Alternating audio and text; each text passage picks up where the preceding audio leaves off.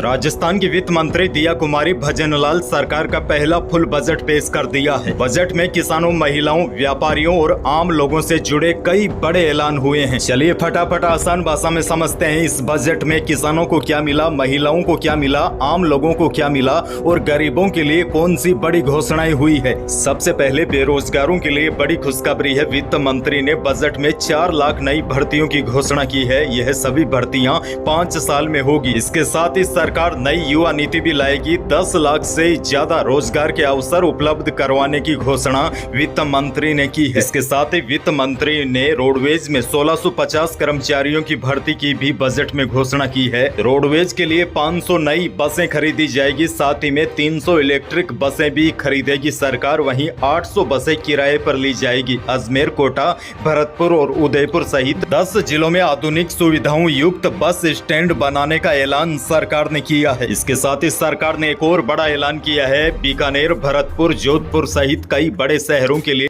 Electric बसें चलाई जाएगी। वहीं देखिए, शिक्षा के क्षेत्र में छात्र छात्राओं के लिए सरकार ने बड़े ऐलान किए हैं। वित्त मंत्री ने घोषणा की है प्रदेश में 20 नए ITI खुलेंगे। 8वीं, 10वीं, 12वीं में मेरिट में आने वाले स्टूडेंट को टैबलेट मिलेंगे और साथ में इंटरनेट कनेक्शन बिल्कुल मुफ्त मिलेगा। वहीं शिक्षा के क्षेत्र में वित्त मंत्री ने कई बड़े ऐलान किए हैं। सभी अनुदानित हॉस्टल में मेस भत्ता 2500 रुपए से बढ़ाकर 3000 रुपए करने की घोषणा की है। खिलाड़ियों का मेस भत्ता भी बढ़ाकर 4000 रुपए करने का ऐलान कर दिया है। अच्छा, सबसे बड़ी अपडेट तो यह है, राजस्थान सरकार ने विवि में कुलपतियों का नाम अब बदल दिया है। अब कुलपति को कुल गुरु कहा जाएगा। वहीं प्रदेश में भरतपुर, बीकानेर और अजमेर के इंजीनियर कॉलेज को राजस्थान इंस्टीट्यूट ऑफ टेक्नोलॉजी के रूप में विकसित किया जाएगा। इस पर 300 करोड़ रुपए खर्च होंगे। इसके साथ ही वित्त मंत्री ने ऐलान किया है प्रदेश के सभी स्कूलों में 350 करोड़ की लागत से लाइब्रेरी और टॉयलेट सहित बुनियादी सुविधाओं का विकास किया जाएगा। इसके अलावा वित्त मंत्री ने नई योजना की शुरुआत की है। गोविंद गुरु जनजाति विकास योजना शुरू करने की घोषणा इस बजट में की गई है। इस योजना के तहत आदिवासियों के विकास के काम होंगे। वन अधिकार के तहत पट्टे दिए जाएंगे। वहीं वित्त मंत्री ने ऐलान किया है प्रधानमंत्री आवास योजना के लाभार्थियों को 25,000 रुपए का अतिरिक्त अनुदान दिया जाएगा। और पाक विस्थापितों को प्रति परिवार 1 लाख रुपए की सहायता दी जाएगी। स्ट्रीट वेंडर्स यानी कि जो हमारे रेहड़ी पटरी वाले भाई है, जो गलियों में सामान बेचते हैं घूम घूम कर, उनके लिए CM स्वनिधि योजना शुरू होगी। वहीं वित्त मंत्री ने बाबा साहब अम्बेडकर आदर्श ग्राम योजना की घोषणा भी की है। वहीं SC ST के कर्मचारियों को रियायती दरों पर ऋण उपलब्ध करवाए जाने की भी घोषणा वित्त मंत्री ने की है। इसके अलावा EWS के लोगों को स्वरोजगार के लिए सस्ते दर पर कर्ज उपलब्ध करवाने का भी ऐलान हुआ है। वित्त मंत्री ने महिलाओं के लिए भी कई बड़े ऐलान किए हैं। हर विधानसभा में 5 नई आंगनबाड़ी खोली जाएगी। आदिवासी समुदाय के बच्चों के लिए 250 नई माँ बाड़ी खोली जाएगी। आंगनबाड़ी के बच्चों को 3 दिन दूध दिया जाएगा। दूध पाउडर के लिए 200 करोड़ रुपए खर्च होंगे। वहीं जिला स्तर पर कामकाजी महिलाओं के लिए हॉस्टल बनेंगे। इस पर 35 करोड़ रुपए खर्च किए जाएंगे। बालिकाओं को पुलिस सैनिक में भर्ती दिलाने के लिए संभागों में बालिका सैनिक स्कूल खोलने की भी घोषणा वित्त मंत्री ने की है। इसके साथ ही 15 लाख महिलाओं को लखपति दीदी बनाए जाने का ऐलान हुआ है। सेल्फ हेल्प ग्रुप की महिलाओं को 2.5% सालाना ब्याज दर पर कर्ज देने का भी ऐलान सरकार ने किया है। वहीं महिलाओं के लिए 2 और बड़े ऐलान हुए हैं। मुख्यमंत्री आयुष्मान आरोग्य योजना में शिशुओं और छोटे बच्चों के लिए इलाज के लिए पैकेज दिया जाएगा। वहीं संपूर्ण देश में गर्भवती महिलाओं को इलाज के लिए माँ वाउचर योजना की भी शुरुआत की गई। जानते हैं इस बजट से किसानों को क्या मिला है। Rajasthan irrigation water grid mission शुरू किया जाएगा। सभी जिलों में पानी बचाने और सिंचाई के लिए 50 करोड़ रुपए खर्च होंगे।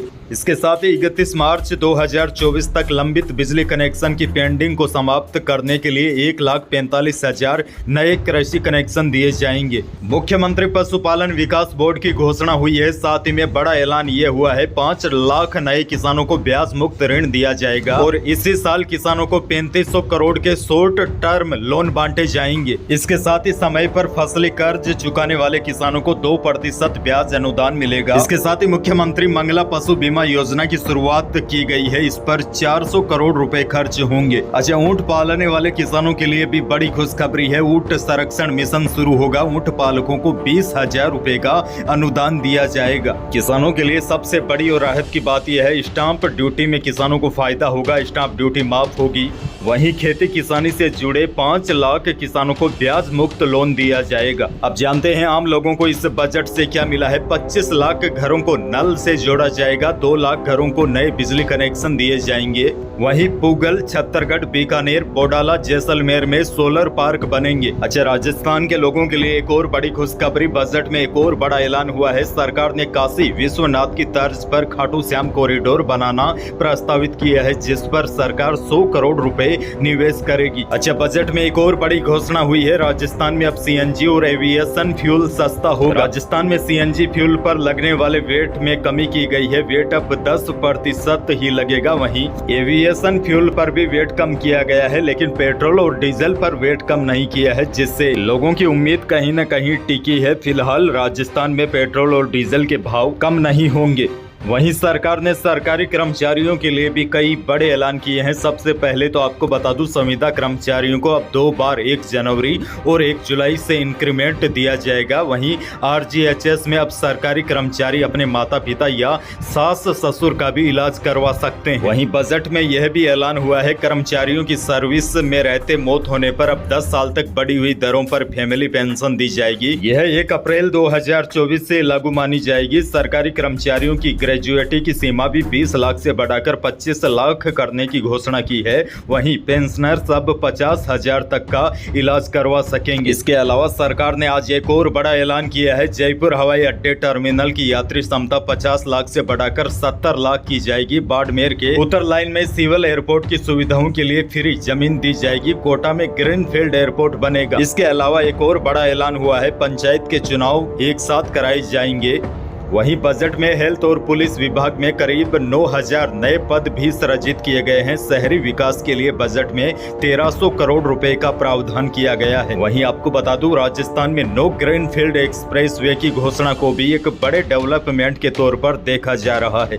हालांकि आपको बता दो, इस बजट से कई लोगों को निराशा भी हाथ लगी है। जिनके पास नया राशन कार्ड है उनको निराशा हाथ लगी है, क्योंकि खाद्य सुरक्षा योजना में नए नाम जोड़ने को लेकर कोई भी घोषणा सरकार ने नहीं की है। वहीं खाद्य सुरक्षा योजना वाला पोर्टल कब खुलेगा, इसके बारे में भी सरकार ने कोई भी इशारा नहीं किया है। तो कुछ लोगों को तो इस बजट से निराशा भी हुई है और कुछ लोगों को बड़ी सौगातें मिली है। बड़ी खबर यह है, इस प्रकार भजनलाल सरकार ने अपना पहला फुल बजट पेश कर दिया है। वित्त मंत्री दिया कुमारी ने विधानसभा में 2 घंटे 51 मिनट का लंबा भाषण पढ़ा। और इस बजट की खास और बड़ी बातें यही है, सरकार आने वाले 5 सालों में 4 लाख से ज्यादा नई सरकारी नौकरियां देगी। वहीं पंचायत के चुनाव एक साथ होंगे। SC ST वर्ग से आने वाले सरकारी कर्मचारियों को सस्ता लोन दिया जाएगा और सेल्फ हेल्प ग्रुप के साथ काम करने वाली महिलाओं को भी सरकार कम ब्याज में लोन देगी। जबकि राजस्थान के स्कूली स्टूडेंट का मेरिट में आने पर टैबलेट और फ्री इंटरनेट देने की